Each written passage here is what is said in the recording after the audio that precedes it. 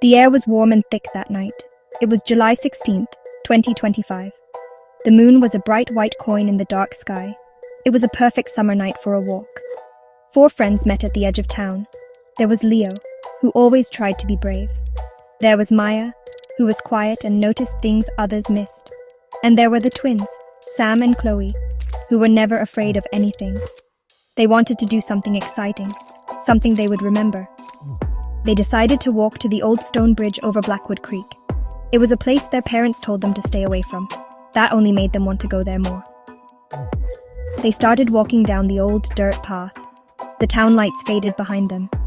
Soon, the only light came from the moon. It made long, strange shadows dance between the trees. Crickets chirped loudly in the tall grass. An owl hooted somewhere deep in the woods. Leo told a joke to break the silence, but nobody laughed very hard. The night felt different out here. It felt heavy and watchful. Every crunch of leaves under their feet sounded too loud.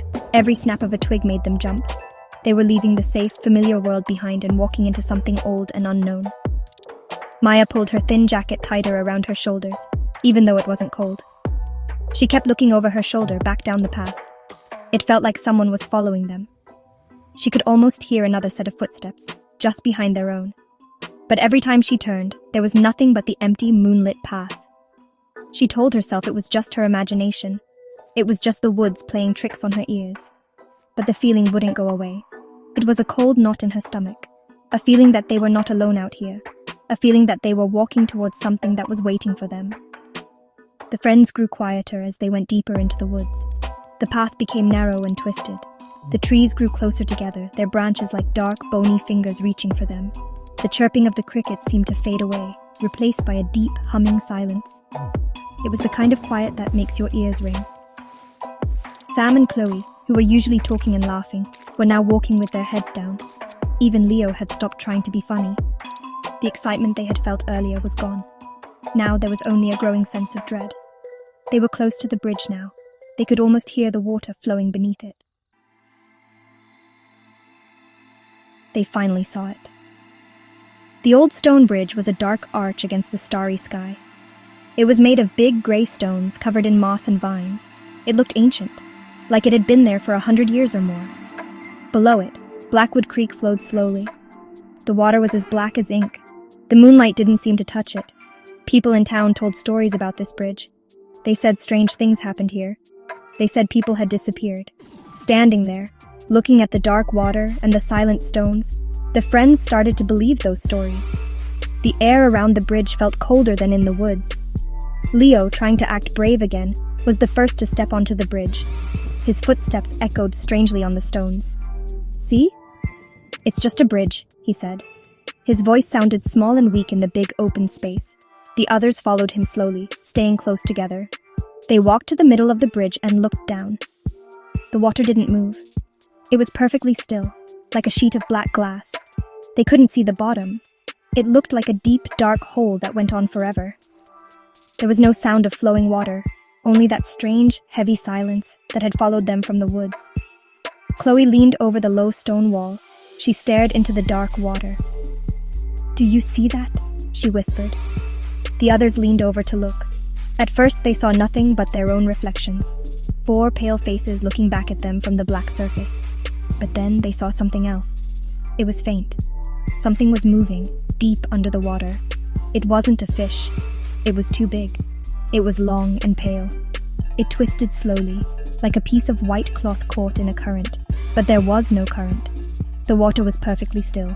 It moved with a purpose they did not understand. They all stood frozen, staring at the pale shape. It seemed to be getting closer to the surface. It was long and thin, like an arm, or maybe a leg. They couldn't be sure. The shape was unclear, distorted by the darkness of the water. Maya felt a shiver run down her spine. "We should go," she said, her voice trembling. "Now!" But no one moved.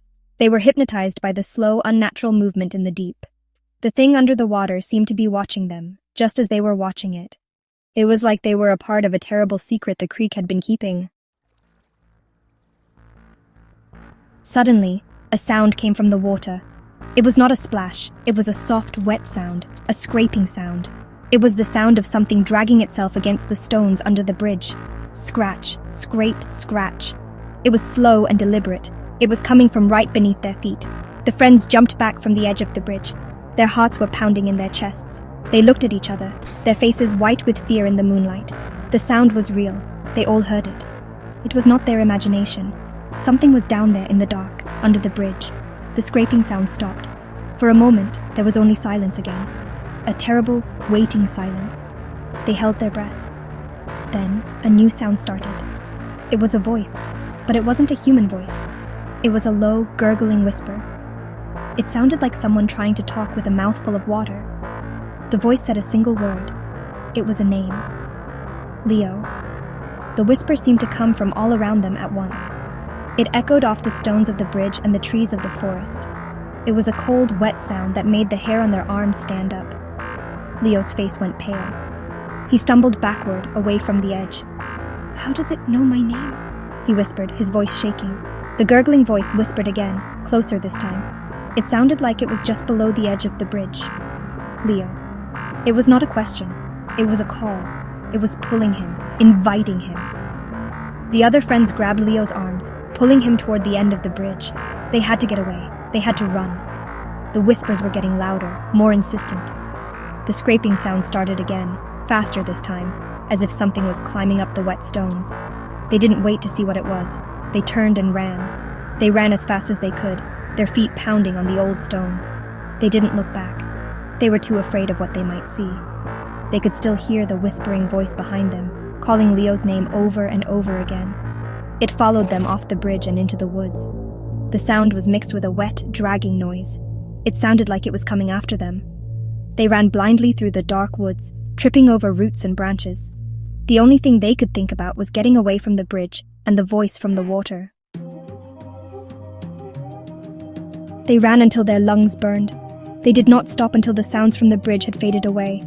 They finally collapsed on the dirt path, gasping for air. They were far from the creek now, back where the crickets were chirping. The woods seemed normal again, but they were not the same. The fear was still with them. It was a cold weight inside them. They stood up and started walking back to town. They walked in a tight group, constantly looking over their shoulders. Every shadow seemed to hide something. Every sound made them jump. The long walk home was terrifying. They didn't talk about what happened. They didn't need to. They had all seen it. They had all heard it. The pale shape in the water, the scraping sound, the whispering voice that knew Leo's name. How could a thing in the water know a name? The question hung in the air between them, unanswered and terrifying. They just wanted to be home, in their beds, with the doors locked. They wanted to forget the old stone bridge and the black water of the creek, but they knew they never would. Some things, once you see them, you can never unsee. They finally reached the edge of town. The street lights looked warm and safe.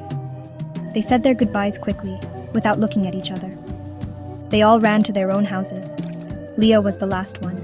He stood under a streetlight for a moment, trying to catch his breath. His house was just down the street. He felt a little safer now that he was back in town. But then, he felt something on the back of his shirt. It was wet. He reached back and touched it. His fingers came away damp and smelling of mud and river water. He hadn't fallen in the creek. He hadn't even touched the water. He looked down at the sidewalk. There was a small, wet footprint next to his own. It was not a human footprint. It was long and thin, with too many toes. A trail of wet drops led from the footprint down the dark street in the direction of his house. The whispering had stopped, but he knew with a cold, sickening certainty that he was not alone. The thing from the creek had not stayed at the bridge. It had followed him. It had followed him all the way home, and it was waiting.